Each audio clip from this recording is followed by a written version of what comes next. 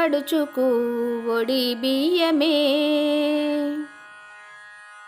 ఒడియాన పీఠంలోన మహాలక్ష్మి ఉండును, ఆ శక్తి రూపినికి ఒడి బియ్యం పోసేము. ఒడియాన పీఠంలోన మహాలక్ష్మి ఉండును, ఆ శక్తి రూపినికి ఒడి బియ్యం పోసేము. రక్షణగా నిలిచే ఒడిని, రక్షణగా నిలిచే ఒడిని ఒడి నింపరే.